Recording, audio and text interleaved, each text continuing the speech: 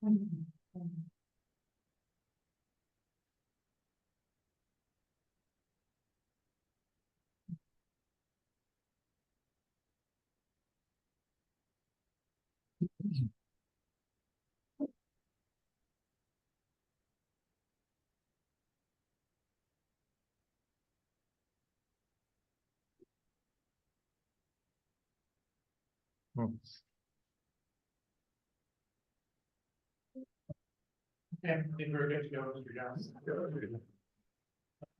morning, all.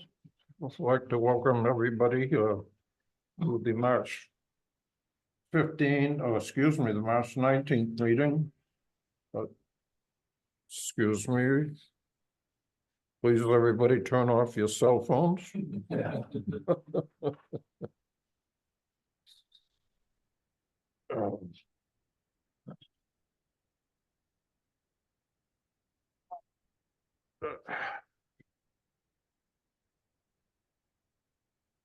Okay. Okay. I'd like to open the March 19th meeting of the Steamship Authority. And I will start by reading the following announcements. This is the recording announcement at the beginning of the meeting. I would like to inform everybody that the Falmouth Community Television, also named as FCTV, and John Driscoll, the authority's communications director, are making an audio and video recording of today's meeting. If there's anybody else making audio or video recording of today's meeting, please state your name.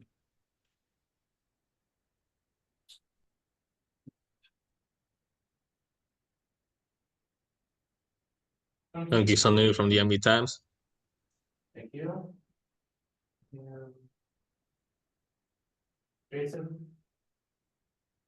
Good morning, Jason Grazia. Current. Thank you. That's all I see. You got them? Yeah, okay. Okay.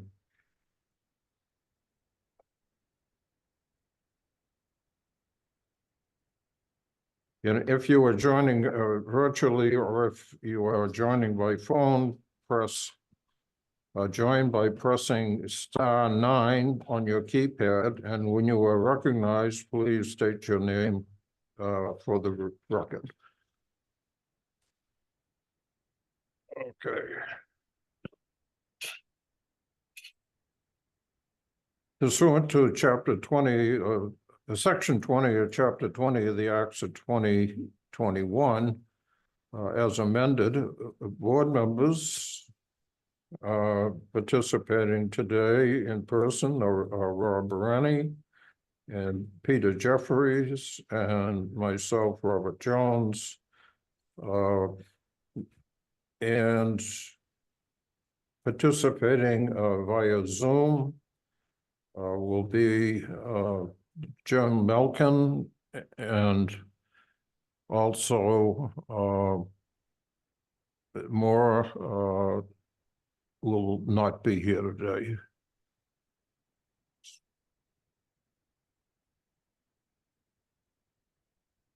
All members, all board members.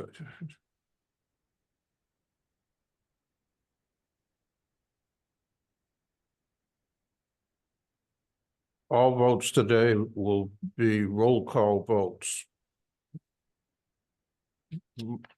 Moving further, will be the approval of the minutes.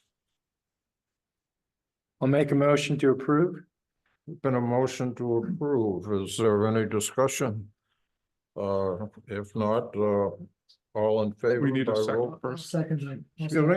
We need a I'll second. second. I'll second. Thank you. There we go. You have a second? Okay, it's moved and seconded that we approve the minutes as presented. So by roll call, starting off with Peter. Jeffrey, aye. Randy, aye. Jones, aye. So Milken, approved. aye. Got it. Now, do we have someone from the Port Council for a report? Yes, their meeting is.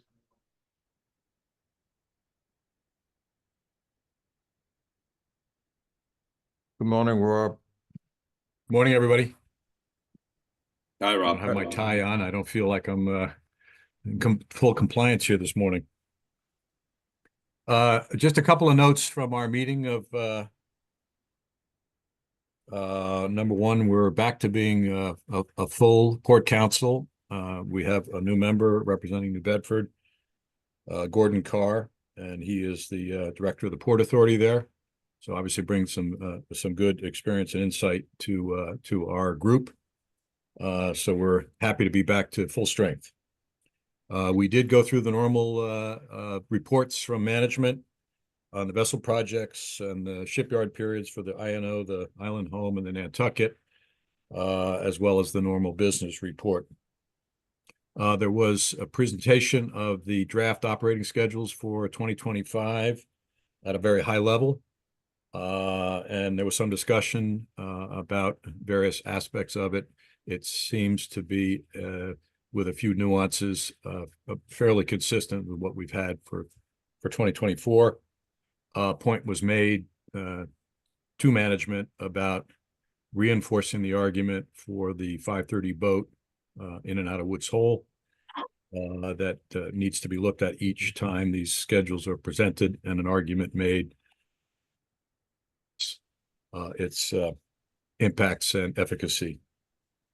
And the last point was passing on the request from Chairman Jones regarding the potential for a workshop, seeking input for agenda items. And so the Port Council has that as an action, and we will provide them back when we get some input. There was some public comment specifically about requesting an estimate for the capacity of the new, which management provided some overall guidance to, but I think there was still some interest in having more specificity whenever that's available. So that's my brief report. Any questions? Any questions for the Port Council? Thank you, Rob. Appreciate it. Yep, thank you. Okay. Mr. Malcolm has a question. I'm sorry, I didn't see your hand. Jim? No, I was simply waving goodbye to Rob. He was just waving goodbye. Oh. Let us know when you do that, will you? Yes, Mr. Chairman. Okay. Moving on to the general manager's report, an update, the current projects, including the Aquinnah and MV Barnstable. Okay, so I see the Mark A is on the Zoom, so Sean's bringing him over to provide the update as to the progress of this. Oh, and I guess before we start, just mention in addition to the board and myself, we have Mark Higgins, Mark Rozum, Terrence Keneally, Sean Driscoll. We have Bill Cludier for the Woods Hole project, Liam Davis from BIA Studios, Sean Mulcahy from the project manager for the Woods Hole terminal project now, Allison Fletcher, Stephen Coleman, Janice Kennefic, Sheila Cochran, and I'm sorry, I don't know the other members of the audience. So. Thank you.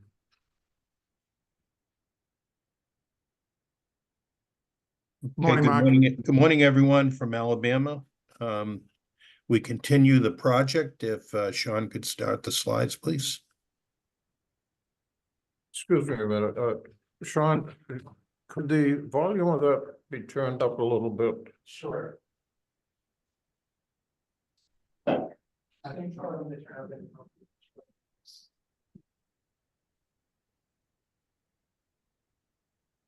Sorry.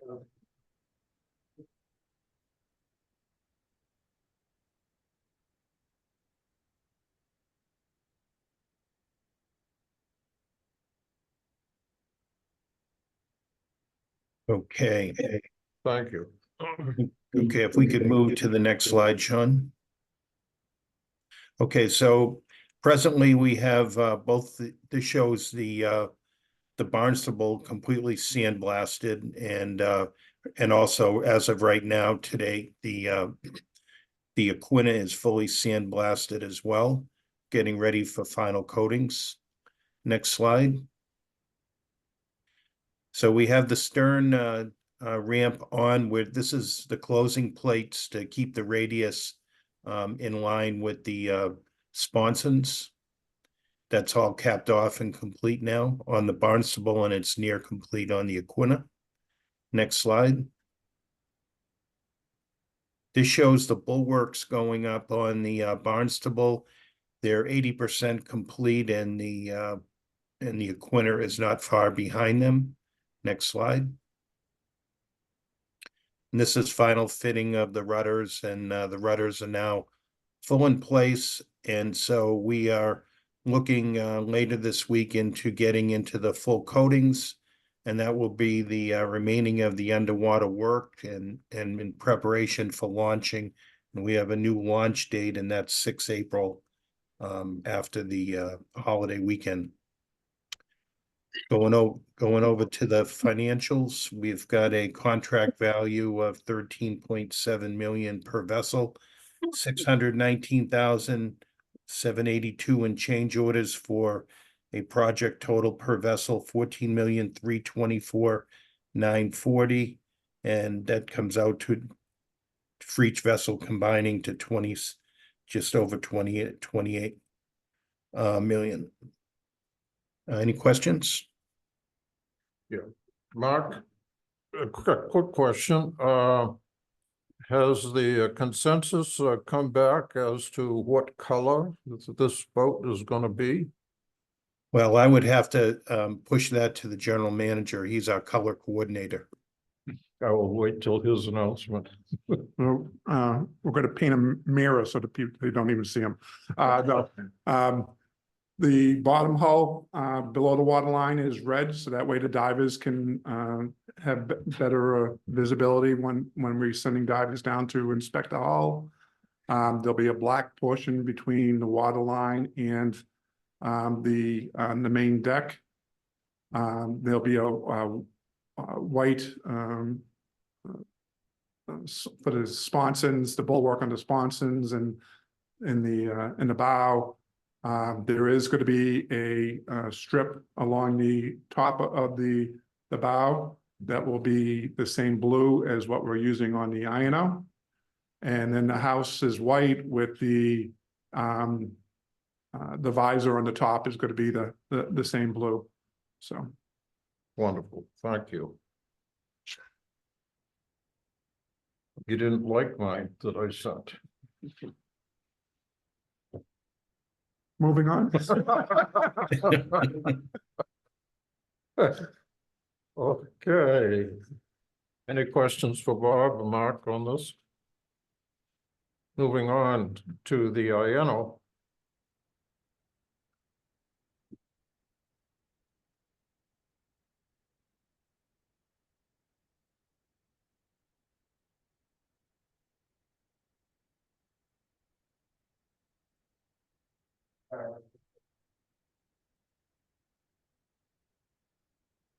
Okay, the Iyanough, she is at the Fairhaven Repair Facility right now. The first slide here shows the undocking at Fairhaven Shipyard after completion of the dry dock period.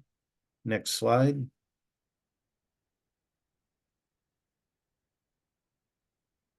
And here she's afloat at Fairhaven, at FMS Fairhaven Maintenance Facility.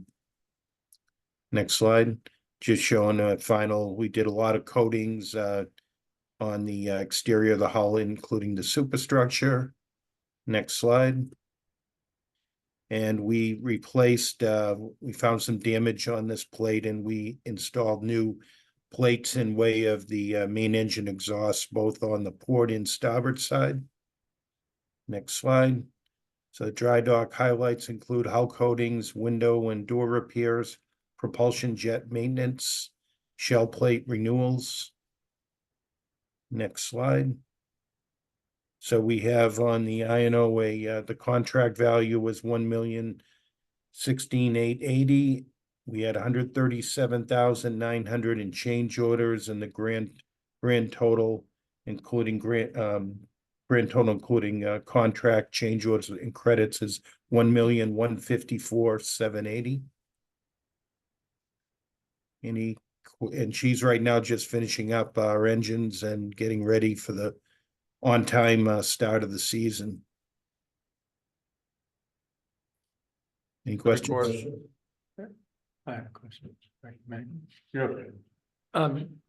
Mark, just a question in terms of, do we know why the exhaust plate renewal had happened? Obviously, that was the changer. I'm just wondering, was that something we could have anticipated, or what was the wear and tear that caused that?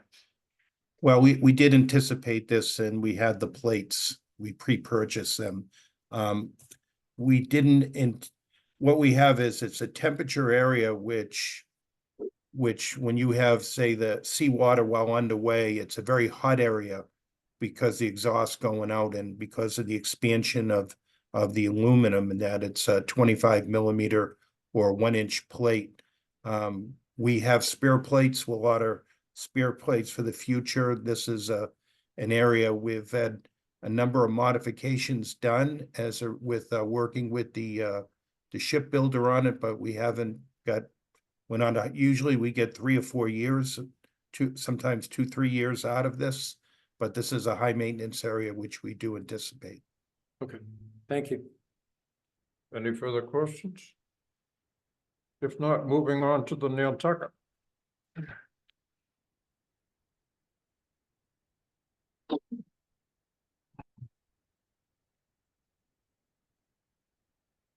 Okay, presently the Nantucket is it's at Thames Shipyard for its statutory dry docking period.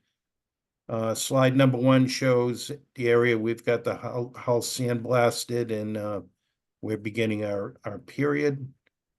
Next slide. Obviously, the Nantucket is running in the Hyannis area, and we're getting a lot of sand.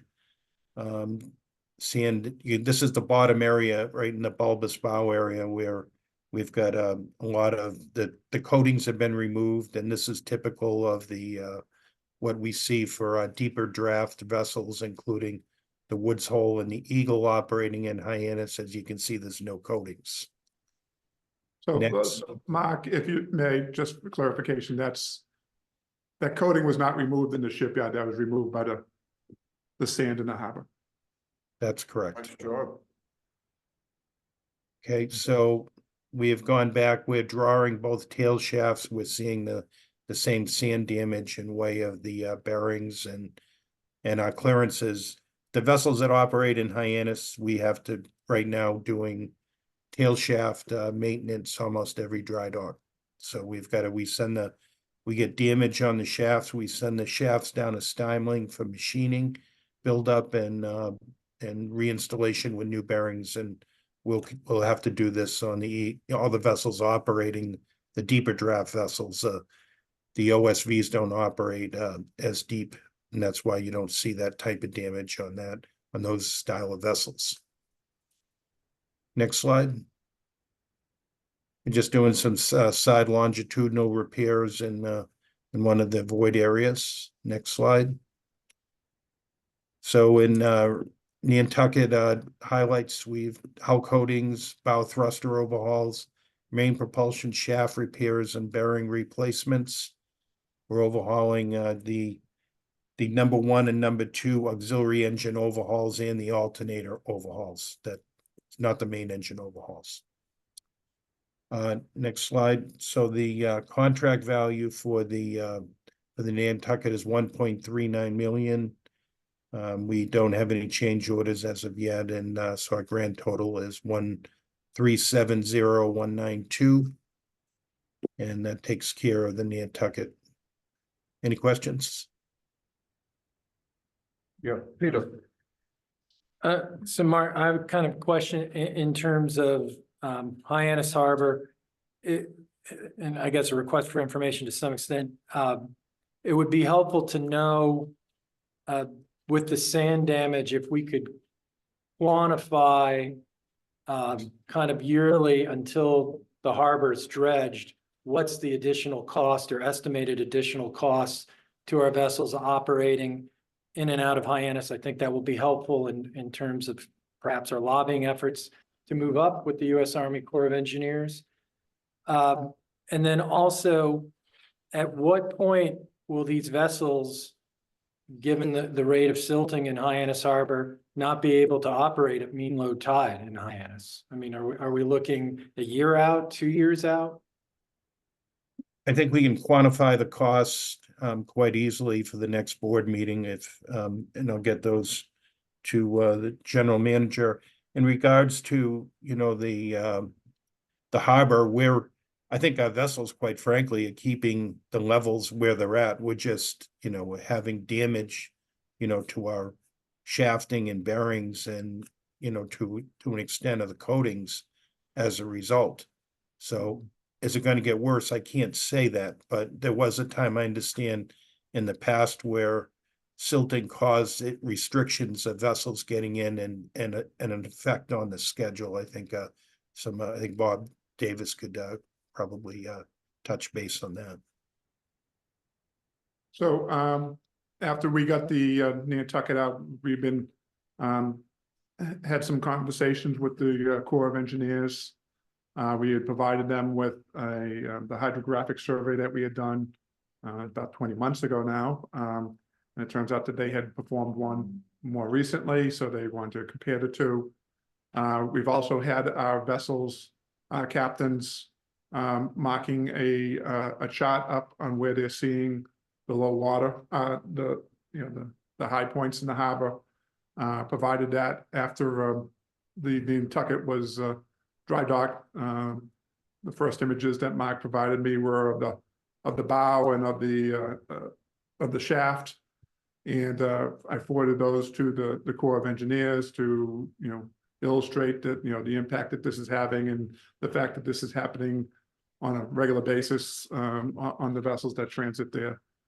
My understanding is that they're supposed to be out there today, this week, weather permitting, to look at those areas in particular that our captains had pointed out. And so we're looking at that, and we're also looking at working with the delegation on trying to expedite a dredging. Unfortunately, I'm informed that of the 2 dredges, one of them is out of commission for the next 2 seasons, next 2 years. And the Corps does have an appropriation that they're trying to get through to construct a 3rd dredge. But in the meantime, we'll be looking at it, and we may be the Corps. We'll have some conversations with the Corps as to whether, for instance, maybe the Barnstable County dredge might be able to handle a couple of these interim situations until they're able to get a full dredge done. But yes, it will, at this rate, it's going to be impacting the schedule probably within the next couple of years at this rate. So this is a continual problem in Hyannis. It's nothing new, and they knew when they first even came into Hyannis that we didn't have the water there.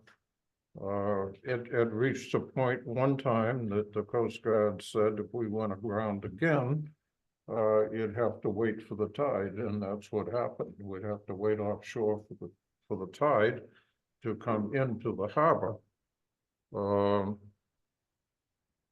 The last time we were dealing with the last dredging and stuff, I happened to be at the meeting and talking to the engineers and said, you've got to schedule this continually to upgrade the dredging. And I said, put money aside. Well, that's impossible in government. You don't put anything aside.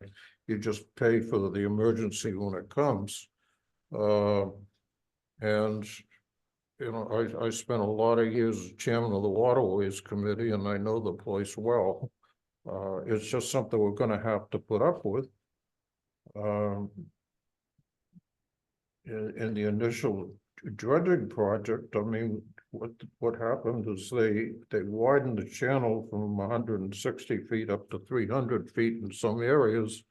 And that caused the shoaling and sediment to filter into Lewis Bay and into the harbor. And I had a shoaling study done when I was on the council. And, you know, one of the things is underneath my boat used to be 10 feet of water. Today it's about 4. And the docks that I had used to have 10 feet of water, and now it's about 4. And that's gonna be a continual problem, no matter what, and I don't even know how you stay on top of it, because they won't listen until it's needed. And the last one, they did an emergency dredging, and it was amazing.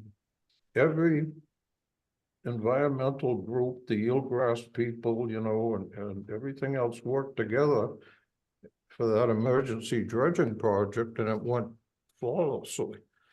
So they can do it, but they gotta have that political push to do it.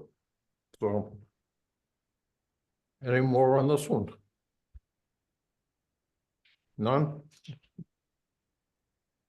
Okay, moving on, preliminary draft of the 2005 operating schedule. Mr. Malcolm has a question. Yeah, Did you have a question? I'm sorry, Mark, I'm not, Jim, I'm not keeping my eyes up. Thank you, Mr. Chairman. Before, sorry, before Mark leaves, Mark A., can you give me a quick update on what the status is of the normal maintenance and any repairs at the Oak Bluffs terminal prior to its opening? I believe it's just our general general maintenance of just getting transfer bridges ready. This next year we'll be doing continual underwater surveys for just monitoring the pier. But right now there's no real maintenance issues that are going to affect any opening, just our normal maintenance. Okay, thank you. Let me know if there are any, please. Yes, sir. the only other thing to add to that is that we are working on getting the emergency generator for that facility. Thank you. Any more questions? Thank you, Mark. Thank you, everyone. Thanks, Mike. Okay, preliminary draft for the 2025 operating schedules. Still morning, right? Good morning, gentlemen. So today we are presenting the staff's preliminary proposal. This is for discussion purpose only. The proposed 2025 operating schedule for January 4th, 2025 to January 4th, 2026 would start on the same day and end day 1 day later than in the 2024 schedule.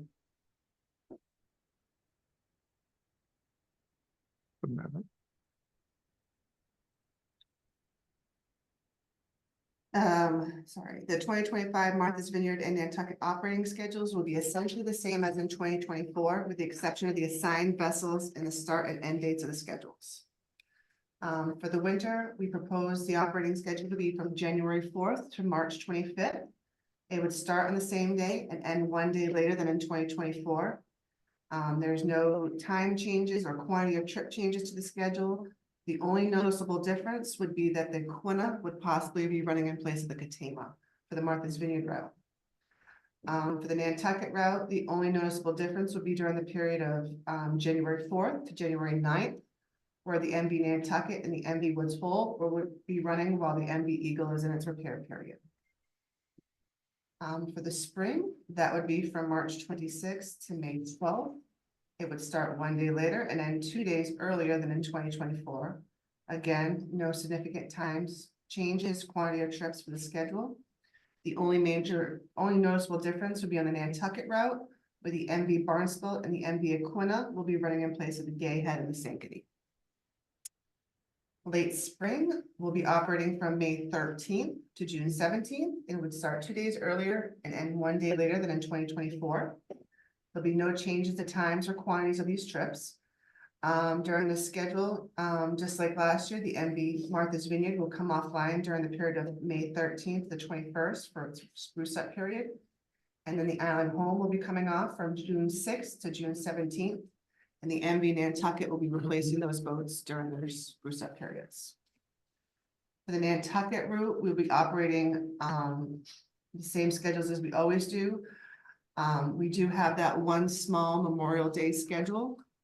We are looking at our numbers, what we've had for passengers and car capacity, because we may opt just to keep the schedule the same and run the freight boats in place of the Nantucket instead of doing that whole fun swap around that we always do for that 1 week. So we're in the process of going over that right now, just to check the numbers to see if it's doable. The proposed 2025 operating schedule for the summer will be from June 18th to September 9th. It would start 1 day later and then 4 days later than in 2024. Again, there's no major changes. The only significant change will be the Aquinnah will be running in place of the Sankaty on the Vineyard route. That is a single crewed vessel that does 3 round trips Monday through Friday with an optional 4th if needed. And again, there's no significant changes to the Nantucket route. Late summer would be from September 10th to October 21st. It starts 4 days later and ends 1 day later than in 2024. The only significant changes you'll be seeing is instead of the Katama, you'll have the Aquinnah running on the Vineyard route, and then there's no trip changes for Nantucket. The fall schedule going from October 22nd to January 4th of 2026. There's no changes to the times or quantities during the period of 10/20 to 11/23. The MV Nantucket will be running in place of the MV Martha's Vineyard during its repair period. During this schedule, the Eagle is in repair, the MV Nantucket will run in its place, and the freight boat will be the Woodsville to make sure that we have the proper space available for that bend. That period of time will be from November 24th to January 4th of 2026. There's no significant changes to the Iyanough schedule. It'll be running double crew in the off seasons and triple crew in the summer. Any questions? Some questions. Questions? You. Of course. I guess I'll start before my questions. I guess a couple of observations. My understanding, and especially when I was voting on the acquisition of the new freight boats, is that with the additional lane on the freight boats, we were increasing freight capacity and perhaps no longer needing one of our ferry routes, preferably from Woods Hole's perspective, the 5:30 a.m. ferry. And my understanding is some of the concern from at least the town of Tisbury with 41 North seeking an additional license is increasing freight traffic through the Vineyard Haven terminal. So I guess I don't understand if we're increasing our freight capacity and carrying, why we're sticking to the same schedule, or that isn't coming into play. Because certainly Woods Hole doesn't want freight capacity to be expanded, and it appears that neither does Tisbury at the moment. So that's just kind of my first observation, and I'd like to see kind of the rationale for that addressed. The other thing I would like to see kind of before we approve this, and in addition to, I presume the people of Falmouth will request a public hearing on this, that there be a discussion paper as to these proposed schedules beyond just kind of seeing what the schedules lay out. I'd like to see how are we going to meet the staffing for the crew requirements for these schedules. We've had, we've seemed to have been just one call in away from having to cancel a boat. And so I'd like to see, based on the single crew, double crew, triple crew, how much of an edge, razor's edge are we on in terms of staffing these boats, including, looking out at future retirements in our recruitment and retention. And then also look at if we move to a quad crew for these boats, what would be the staffing requirements under the same schedule or the alternatives we have to do? And then additionally, I would like to see a comparison too with, we've had a great number of consolidations on the last freight run, at least this part of the schedule, out of Woods Hole Terminal. So is it really necessary to propose that same schedule again, if we're already consolidating them? I mean, are we projecting more, especially since we're going to have perhaps greater freight capacity? And then I also think I would like to see in that discussion paper, how would the proposed NOAA speed restrictions in Vineyard Sound and Nantucket Sound, if they are implemented, impact our proposed schedules moving forward, including its impact on our licensees, whether or not they'll continue to operate if those restrictions go into place. Thanks. Good questions, Peter. Any further questions from anybody? Thank you very much. So at this point, we'll be placing ads in the local papers on the 29th, starting the 29th, and at that point, public comment is can be submitted at schedules@steamshipauthority.com, and we'll be coming back at a future time with the staff's recommendation. Jim has raised his hand.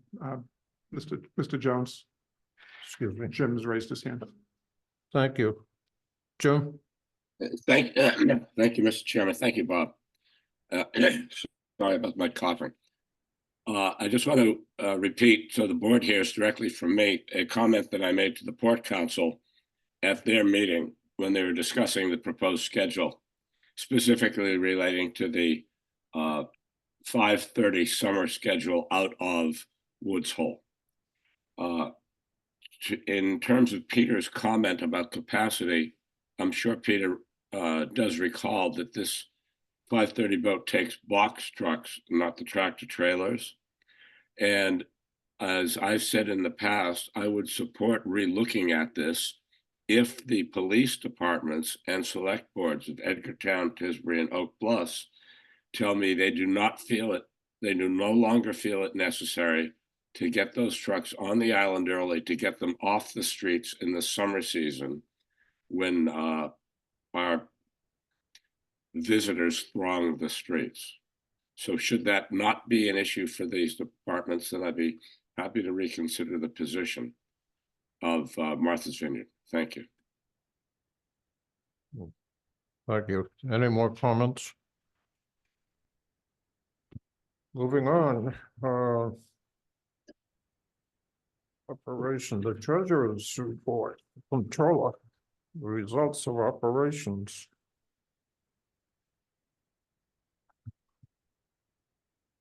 Morning, everyone. We're going to go over the business summary for the month of January 2024. So for the month of January, total passengers in both routes combined were up 1.5% or 1,840 passengers, with the Vineyard route being up and the Nantucket route being down just under 1%. Passenger vehicles carried, both routes were down for the month. The Vineyard was down 5.4%, Nantucket was down 1.7%, combining for both routes being down about 1,600 vehicles. Big driver on this were weather cancellations in the month of January, and most of them happened on the weekend where we lost entire days. In January, we had 83 trips canceled for weather this year compared to 22 last year. Okay, freight vehicles for the month, both routes combined, and again, all these statistics in one-way travel were up 0.5% or 33 vehicles. The Vineyard route was up while the Nantucket route was down. Cars parked for the month of January were up overall 21.8%, with the Nantucket route being down 8% of 39 vehicles, a small basin amount that we're going off of, while the Vineyard route was up about 1,000 vehicles. Trip summary, as previously mentioned, about the weather trips cancellations. We also had 8 total trips canceled for mechanical reasons, but that was lower than what we had in 2023 for the mechanicals, while the weather was up about fourfold. Financial snapshot for the month of January, operating revenues of just under $5.8 million was higher than budget by just under $72,000. Operating expenses of $10.8 million was lower than budget by just under $90,000. Putting this together, we had a net operating loss of just under $4.9 million, which was lower than budget by $361,000. On the revenue side, you can see the automobile revenue is being down $170,000. That's both the quantity and the type of vehicles that were traveling compared to budget, what we forecasted. Operating expenses, fuel for the month, we budgeted $3.63 and it came in at just under $3.20. Overall, we're down about $89,000 on budget. And just taking a peek of February, passengers for both routes combined were up just over 8,000 passengers, or 7.1%.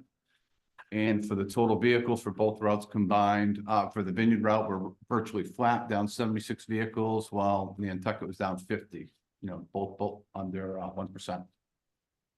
And with that, I'd be happy to answer any questions anyone has on the business summary. Sounds good. Okay, thank you. Jim, no questions? Thank you. Moving on to procurement. Request for authorization to award contract number 17/2023, the Woods Hole Terminal Landside Reconstruction Phase 2, starting off with A2C. Who's going to take this? I'll start. And so as you said, we're requesting authorization to award contract 17/2023 for the Woods Hole Terminal Reconstruction Project at a total contract price of $32,134,531. And that would be with Colantonio Inc. of Holliston, Massachusetts. So by way of background, this is a division of Capital Asset Management project, DCAM project, since it's a vertical construction. So the requirements for that are that there's filed sub bids, which were received back in February. And then the general contractors have to be pre-qualified in order to submit proposals on this. There was a pre-qualification committee that's consisted of Terrence Keneally, Bill Cludier, Courtney Oliveira, and Liam Davis. So following the issuance of who was qualified to bid, we got the pre-qualifications back on February 27th. The bids from the general contractors came in on March 12th, a week ago. We did receive 2 bids out of the 5 qualified firms. Previously, BIA Studios had obtained 2 cost estimates for this portion of the project. One was at $30,750,000, and the other one was at $41,738,000. The authority's 2024 capital improvement plan budget for this project, cost estimates, including a 10% contingency, was $38 million. So staff is recommending that the members vote to authorize the general manager to execute contract numbers 17/2023 for the Woods Hole Terminal Reconstruction Project for a total contract price of $32,134,531 with Colantonio Inc. of Holliston, Mass. I do want to point out that staff has continued to look at this. Actually, we had a meeting yesterday down at the terminal. The agents at the terminal are concerned about some of the turning radiuses of the trucks. And I know that some of the truckers have contacted board members regarding this. We've looked at this. One of the lanes behind the building There's 3 lanes behind the building, one's for our buses, one's for the intercity buses, and one's for the regional transit buses. If we were to slide the building, if eliminate one of those lanes and to slide the building back closer to the bridge by that distance, it'll open up more turning radius in the front. We can move it, that portion of it, because it's not going to interfere with what's already been performed. So I think the staff's recommendation is going to be that we eliminate that one lane as part of this, and it shouldn't be any impact to this contract because it's just a matter of placing it, approximately 15 feet farther to the east.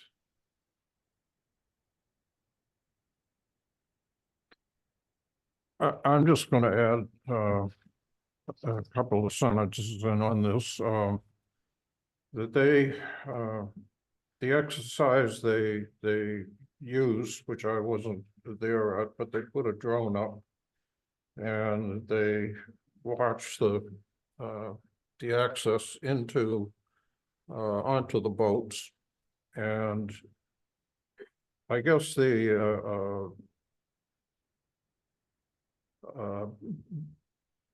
I guess the turning radius for those trucks is something like 105 feet or something. And all the trucks that I went down yesterday to take a look at that, and all the trucks basically could access the boats, according to the plans and stuff, but it wasn't the best. And by moving the building back, you'd have more depth for the turning radiuses of these trucks, and they will be much more comfortable. So the people talking and listening to several different staff members and people who work actually the loading of the buses and trucks,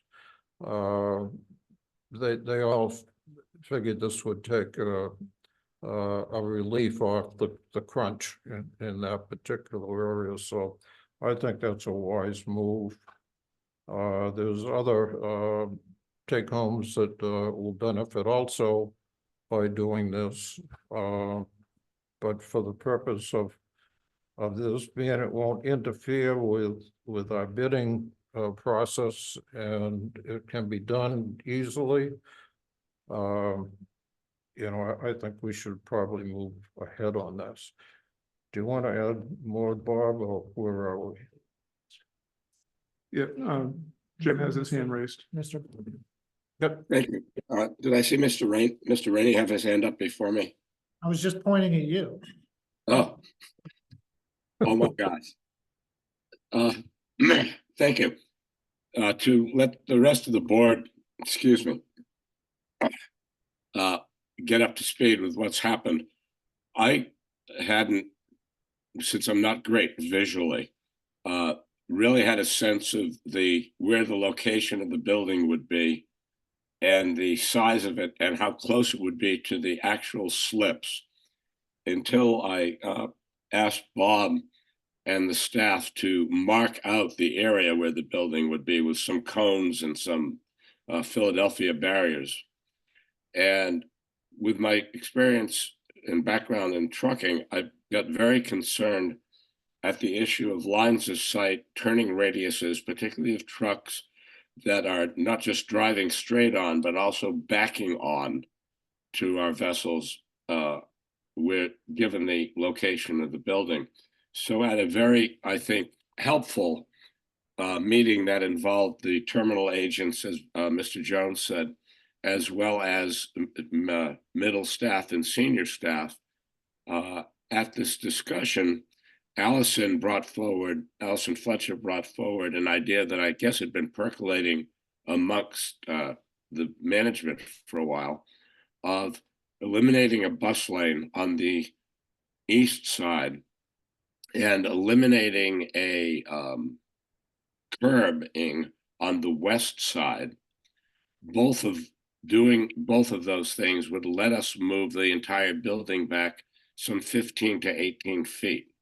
And at the same time, not interfere with the groundwater planning and all of the other work that for 13 years has gone on and been discussed and hashed and rehashed with public comment and many, many interest groups input. So I would be very, I'm very pleased at the collegial result we got from yesterday. And I'd be very pleased to support and move this project with the understanding that we're going to eliminate that curb, eliminate the bus lane, and move the entire structure back 15 to 18 feet. Thank you. Thank you, Jim. Janet, did you have something to say? Oh. Okay. Then,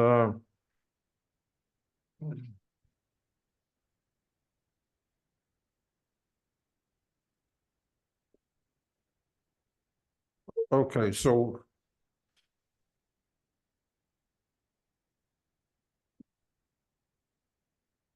okay, we're gonna need a vote on the requests for project number 17-2023, the Woods Hole Terminal Landside Reconstruction Phase 2.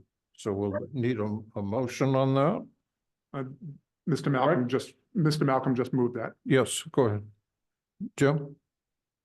Right. Then I repeat the motion, which would be to accept the bid as presented with the proviso that we eliminate the curbing on the west side of the building and we eliminate the bus lane on the east side of the building. And with that, move the entire structure back the 15 to 18 feet that we'd gain.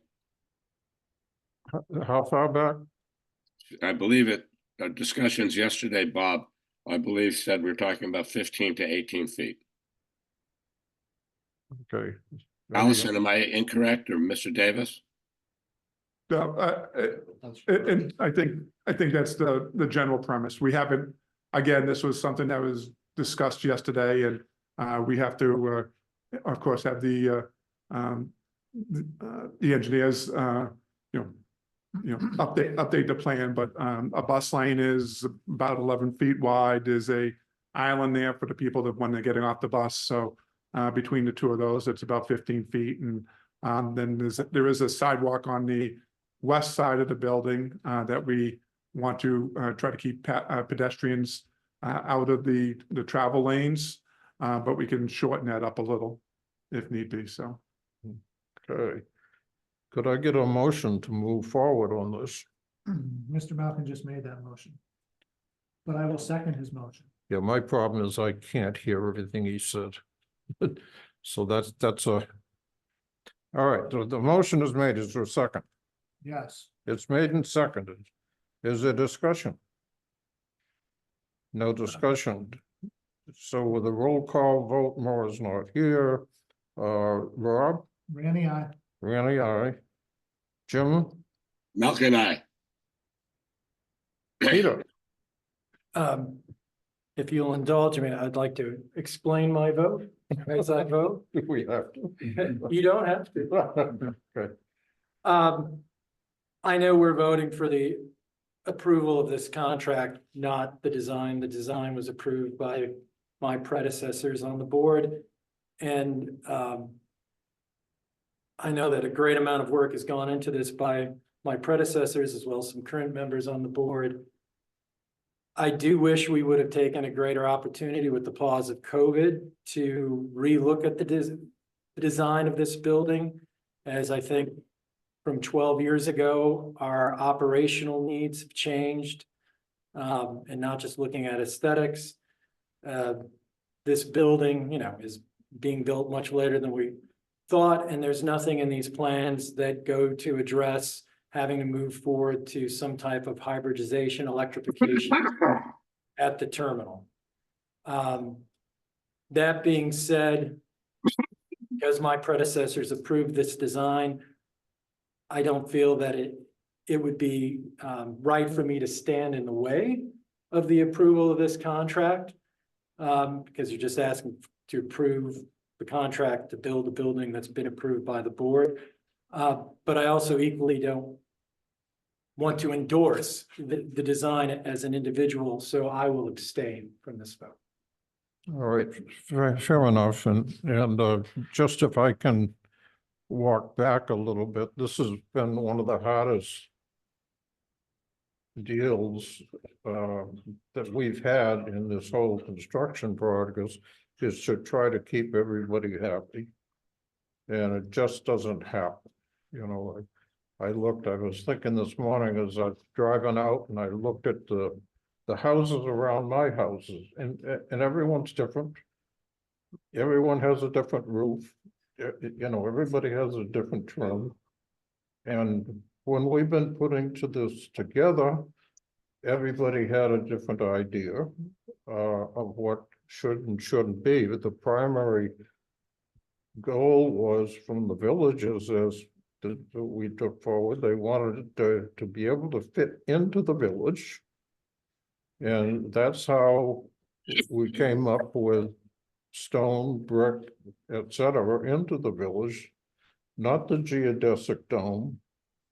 Been nice to have a colonial in there from the village and whatever, but this was it. And the parameters were to keep this low, which means you're going to build a shoebox because you can't have a deep roof on it.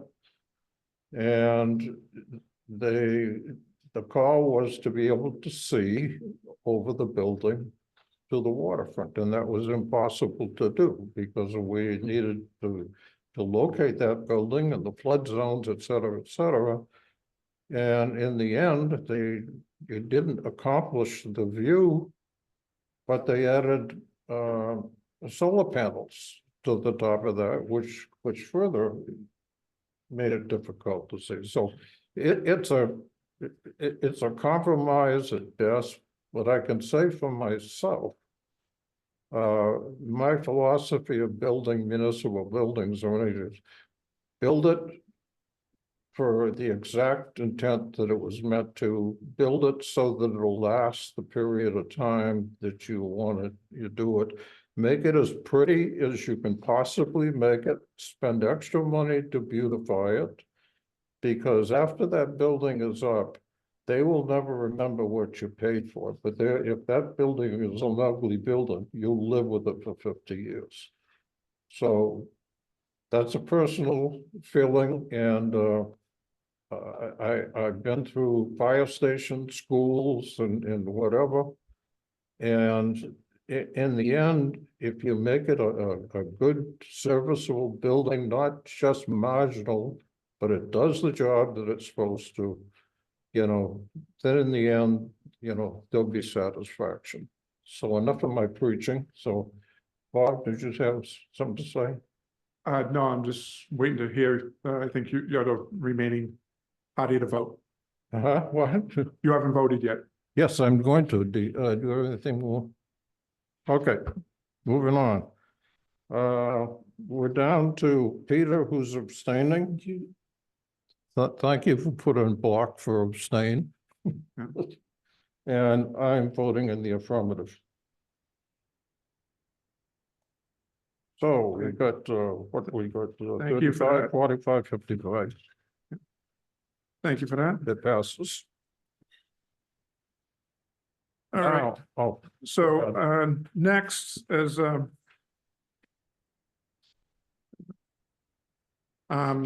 we have a request vote of the board to authorize the general manager to execute change order number 69 for contract 09 B-2012, contract for final design and construction administration services with BIA Studios LLC for a fixed amount of $894,570 to cover its construction administration phase services, including inspection and testing services for the period of January 1st, 2024 through the end of this year, December 31st.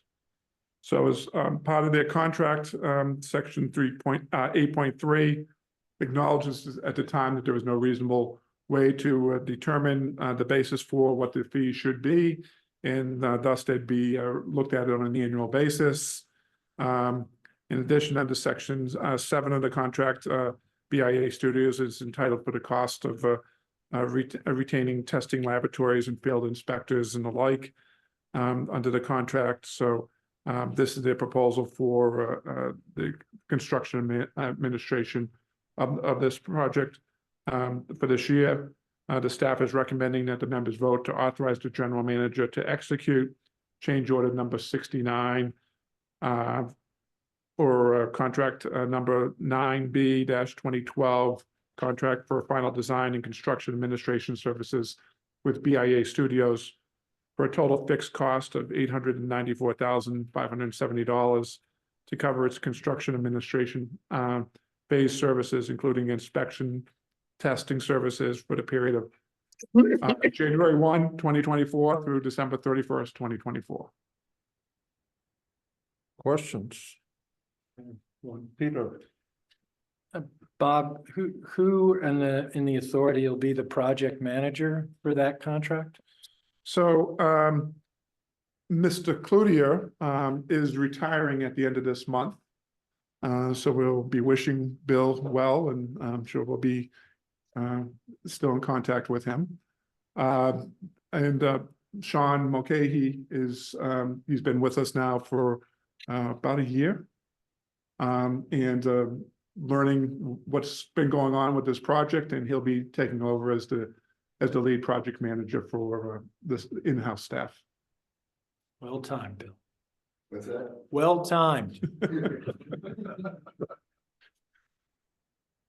well, anyways, good luck.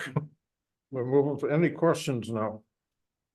If none, could I get a motion to approve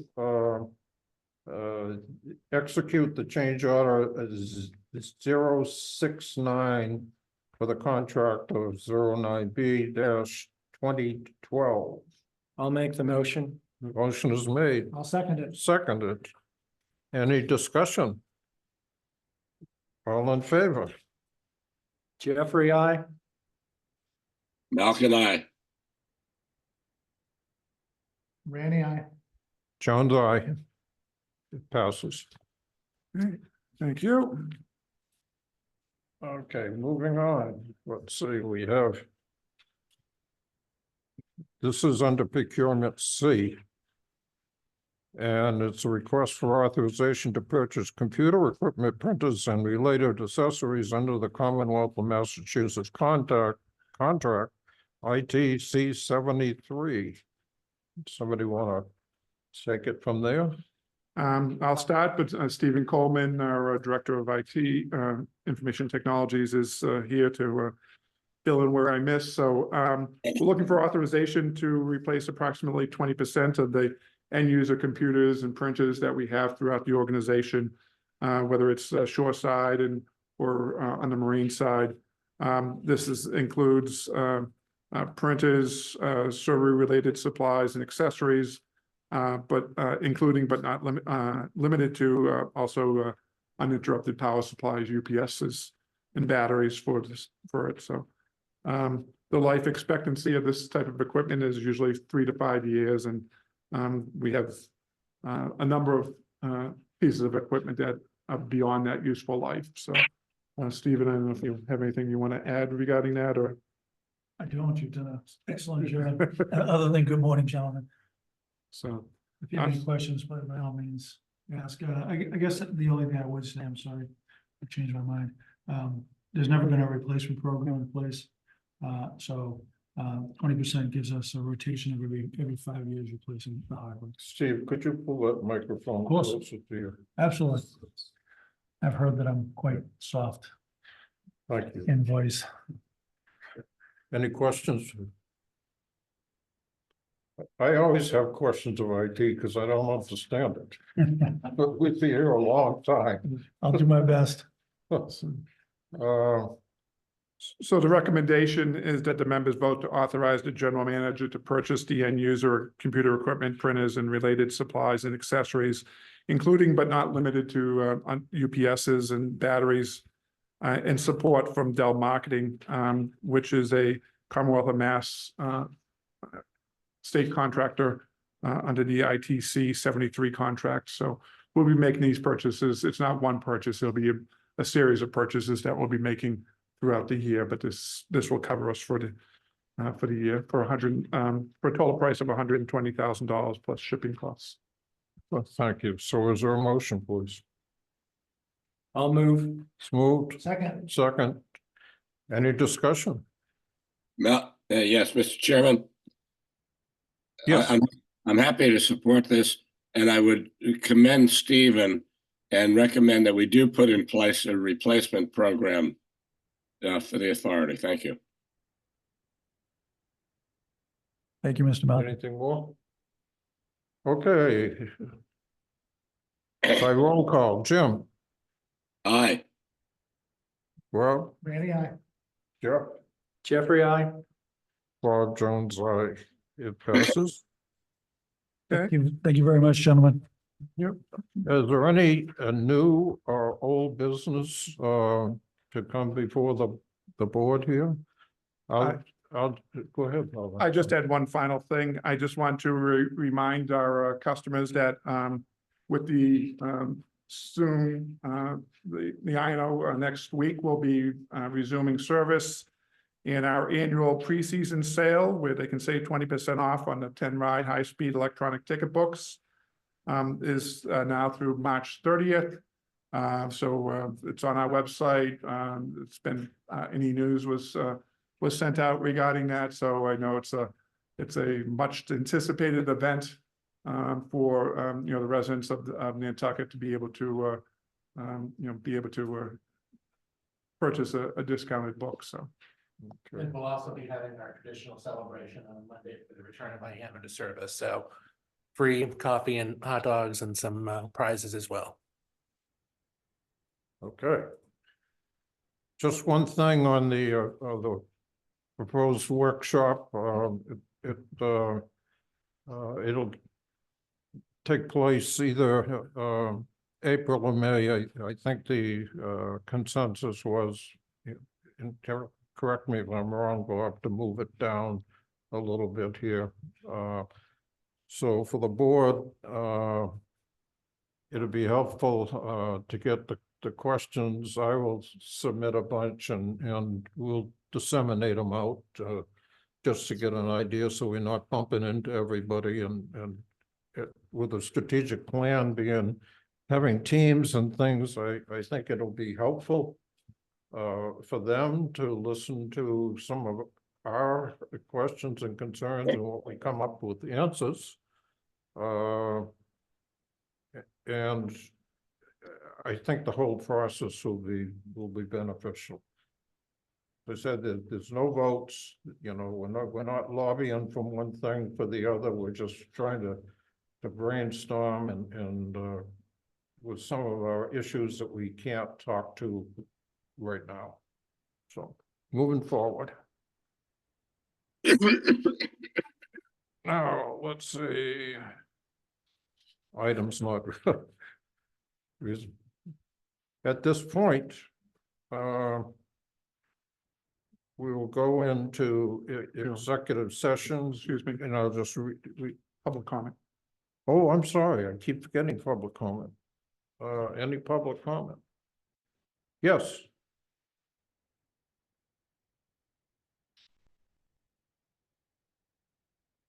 Morning, ladies and gentlemen, Mr. Chairman.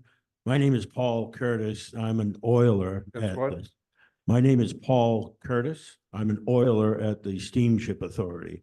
Okay. I'm also a licensed third assistant engineer, chief engineer of offshore support vessels, and designated duty engineer. So I'd like to read you this letter. I believe I sent you the letter, and you should have it in the file. Ladies and gentlemen, I would like to bring to your attention a matter of great interest, the end result of which is the Steamship Authority providing unequal paths for career advancement as an equal opportunity employer. At the present time, there is no path for career advancement beyond the position of oiler available for members of the unlicensed engine department at the Steamship Authority.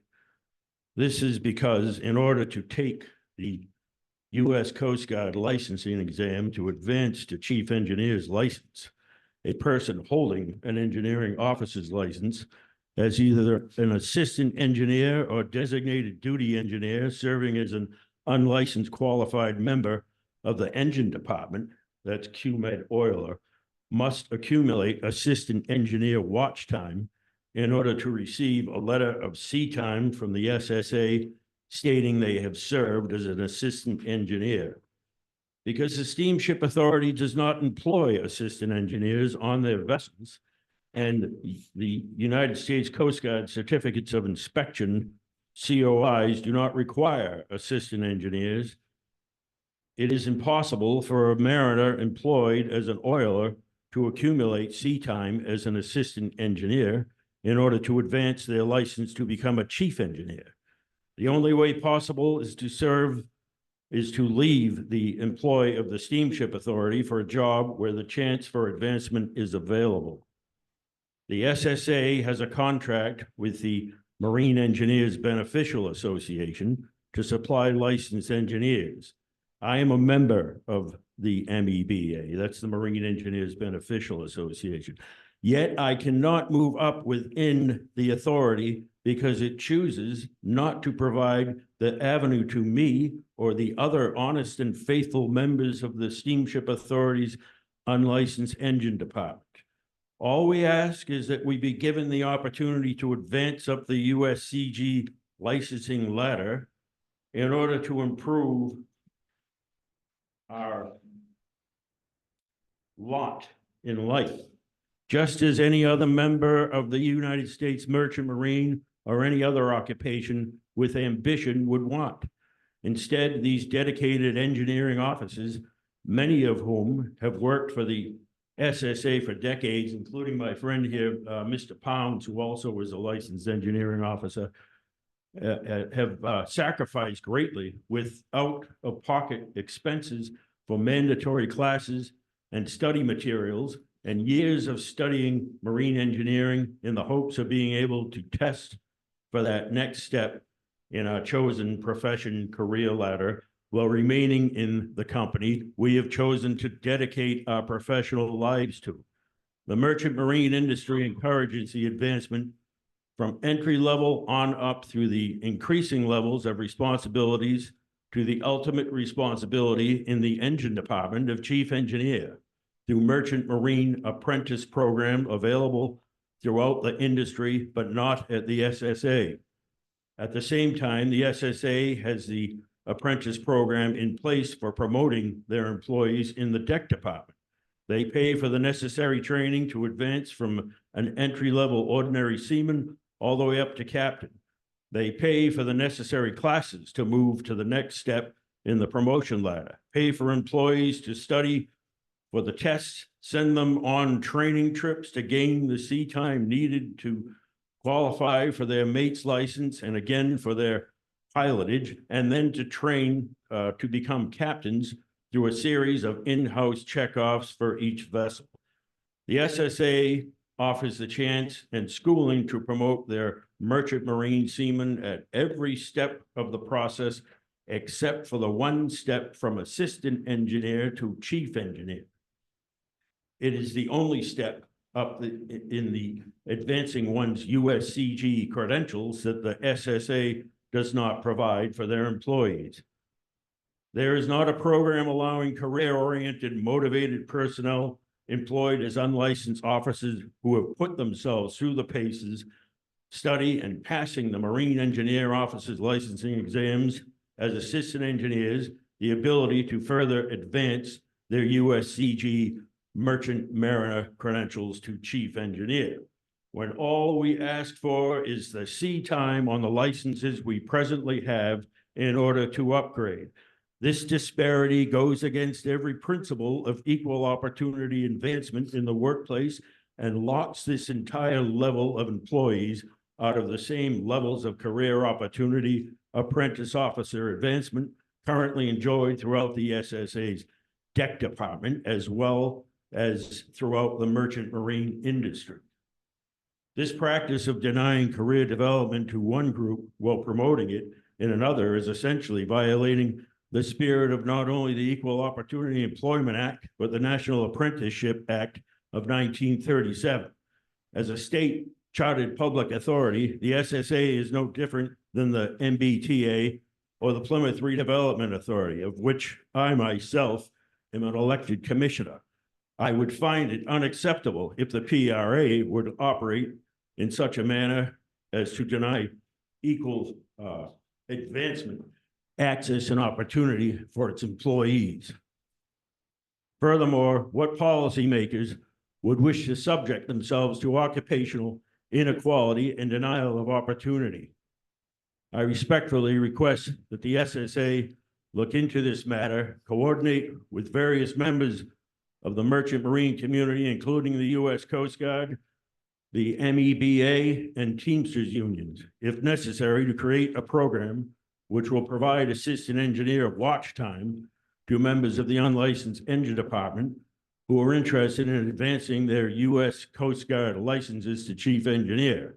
I also request that members of the unlicensed engine department be included in any advanced firefighting or other required training reimbursement program offered to the deck department for the advancement of their licenses. The Steamship Authority is a great organization and a real asset to the Cape and Islands.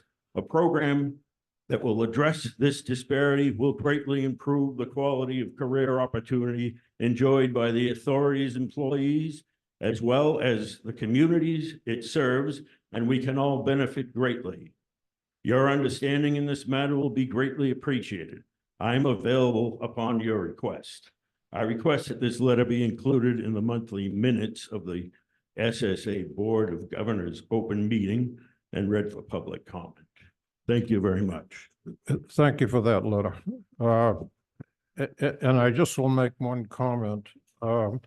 We have been, it's been problematic to get even people to serve on the bridge and obviously in the engine rooms. And there's just been a lack of personnel to fill those things. I mean, so trips have been canceled. This is not unique to the Steamship Authority. Washington State Ferry has the same problem where trips are canceled because they don't have the qualified crew. So your message is well taken, and I'm sure we'll continue to look because it's not as though they haven't. It's not as though they haven't, but in any event, thank you for your letter. Thank you, do have sir. I anything to appreciate say? it. No, at this point, this is a collective bargaining matter and it shouldn't be, it'd be taken up during collective bargaining. Yes. Okay. Any- One additional public comment. Okay. Okay. Public Hi. comment? Yep. Hi. Thank you for the Yummy Times. I'm just have a couple questions. One was we're down to one slip at the Vineyard Haven terminal, and I was just wondering whether, considering we have the C streak as well now, how much the ferry schedule has been impacted, and also we saw a post recently that's from someone saying that they didn't think the construction of the second slip over at the Vineyard Haven terminal was very safe. The SSA's official page did respond to it, saying that the issue was addressed and safety zones were established and will be enforced. And I was just wondering if that could be a little more details could be provided on that. Okay. Well, in terms of the construction, we knew that this is going to be disruptive to the schedule, not only to our vessels, but also to Sea Streak being down to one slip in Vineyard Haven. We have posted notices on our website and Facebook social media pages regarding that. But this is work that needed to be done to get this. We're hopeful that they are able to wrap this up here before by the end of May, end of April, beginning of May. Regarding the safety zone, yes, it was brought to my attention. Regarding that, we immediately, Mark Higgins and I immediately contacted the staff responsible for that to make sure that the safety zone was expanded and to make sure that it's a safe environment for our customers as well as our employees. So I believe at this point, that zone's been taken care of. They've put up crowd control barriers and moved the equipment that were out, was in the one shelter over to the other shelter, so that way they can, the customers have some protection from the elements. So All right, thank you. Any more No. from the audience? no. That's it. Okay, with that, we will be going into executive session. And I'd like to entertain a motion to go into executive session to discuss and approve the minutes of the authorities meeting in executive session on January 16th, 2024, and to review the authorities' strategy with respect to the deployment of the security personnel and devices, real estate developments, and collective bargaining negotiations, because a public discussion of these matters may be detrimental to the effect of the authority's security plans and its negotiating and bargaining positions. These matters include the discussion on the deployment of security personnel and devices and the related strategies thereto, and anticipated and ongoing negotiation with the Teamsters Unit Local 59 and the MEBA and District Number 1 PCD. Public disclosure of any more information with respect to these matters would compromise the purpose for which the executive session is being called. After the conclusion of the executive session, we will not reconvene in public. Again, may I have a motion? If I may, Yes. Mr. Chair, I think you perhaps have a incorrect version of the announcement. So the minutes for the meeting would be the February 20th meeting. And there is also a matter regarding litigation with Captain Al Brox et al. Versus the Woods Hole Martha's Vineyard Nantucket Steamship Authority et al. Civil action number 1:22-CV-10242. Okay. I apologize for that. I gave you the wrong. As amended, a motion to go into executive session. So moved. Seconded. Moved and seconded. Any discussion? All in favor? John? Falcon, aye. Randy, aye. Jones, aye. Jeffrey, I. Thank you. Thank you. Thank you.